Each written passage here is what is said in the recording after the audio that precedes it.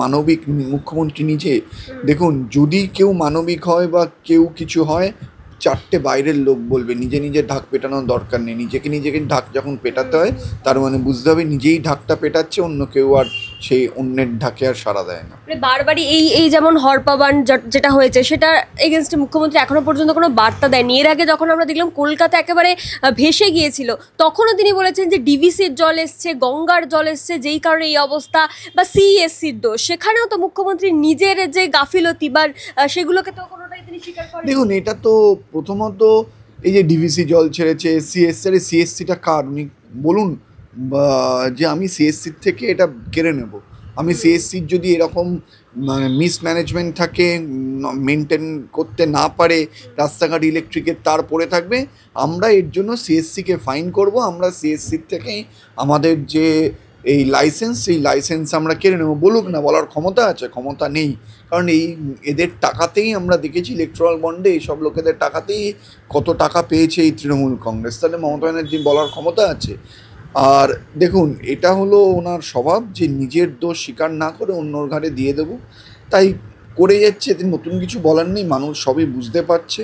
যে আমরা দেখেছি ম্যান্ডেভিলা গার্ডেন্স, বালিগঞ্জ ফাঁড়ির ওই সব মতন এলাকাতে কীভাবে কত দিন ধরে জল দাঁড়িয়েছিল এবং কেউ কিচ্ছু করেনি। সবাই তখন মানে কি করতে ব্যস্ত, যে মণ্ডপের যেন কোনো ক্ষতি না হয়, পুজো প্যান্ডেলের যেন ক্ষতি না হয়। আরে মানুষের জীবনটা আগে, তারপর পুজো, তারপরে আমরা অবশ্যই এটাতে অবাক হওয়ার কিছু নেই। আপনি এই কথা প্রসঙ্গেই মনে পড়লো, আগের বছর ঠিক এরম সময় অভয়ার কাণ্ডর পরে যখন পুজো আসুনি বলেছিলেন অনেক তো হলো, এবার সবাই আনন্দে ভীষণ। একটা ডাক্তারের তিনি কাজ করাকালীন খুন হলো, ধর্ষণ হলো, এবং তার প্রকৃত বিচার পাওয়া গেল না।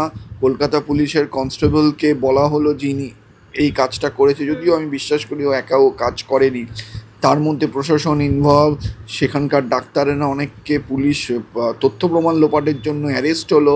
তারপরেও বলছে যে আপনারা উৎসবে আসুন। যিনি এই কথা বলতে পারেন তিনি উত্তরবঙ্গে 12 জন মানুষ হয়ে গেছেন, তিনি ডান্ডিয়া নাচ নাচবেন, এটাই স্বাভাবিক। কিন্তু বাম আমলেও তো এরকম নাকি হতো। তৃণমূলের একাধিক মুখপাত্র তারা বারংবার বলেছেন যে বাম আমলে একটু বৃষ্টি হলে নাকি একেবারে কলকাতা ডুবে যেত, সেখানে এখন নাকি কলকাতা তার থেকে উন্নত। শুনুন, লাস্ট 78 সালের বন্যার পরে কলকাতাতে অনেক বৃষ্টি হয়েছে। এই লাস্ট 2025 সালে যে অবস্থা হয়েছিল, সেই অবস্থা কলকাতা কোনো দিন দেখেনি।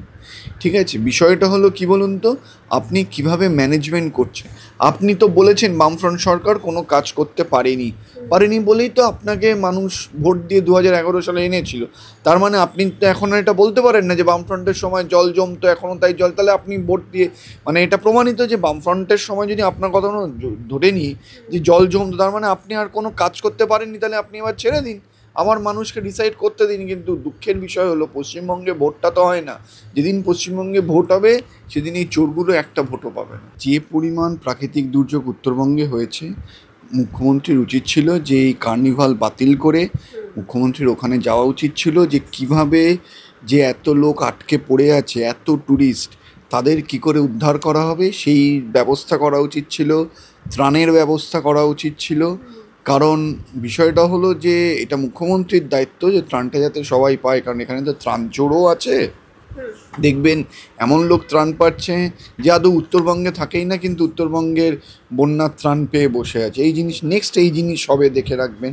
কিন্তু এই যে প্রাকৃতিক দুর্যোগ হয়েছে সেইখানে আমি না গিয়ে, আমি কালকে যাচ্ছি, দুর্যোগটা বৃষ্টিটা আজকে হচ্ছে, লোকে আজকে ফাঁসছে, কিন্তু আমার কাছে ইম্পর্টেন্ট কি, আমার কাছে ইম্পর্টেন্ট হলো কার্নিভাল, রাস্তা আটকে কার্নিভাল। কিন্তু এই যে 12টা লোক প্রাণ হারালে, সেখানে কিন্তু মুখ্যমন্ত্রী বা কারোর এক ফোঁটাও মানে কান্না পাচ্ছে না।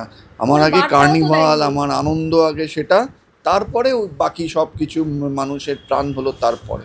এই কার্নিভালটা তো দেখেই বোঝা যায় যে সত্যিকারের কতটা মানবিক হলো পশ্চিমবঙ্গের। তিনি তো মানবিক নিজেকে বারবার বলেন, তাহলে কার্নিভালটা বন্ধ করে দিতে তিনি পারলেন না কেন? মানে বিরাট অঙ্কের টাকা খরচ হয়ে গেছে, সেই কারণে কি? দেখুন, কোনো মানুষের প্রাণের চেয়ে কোনো টাকাই তার মূল্য বেশি হতে পারে না।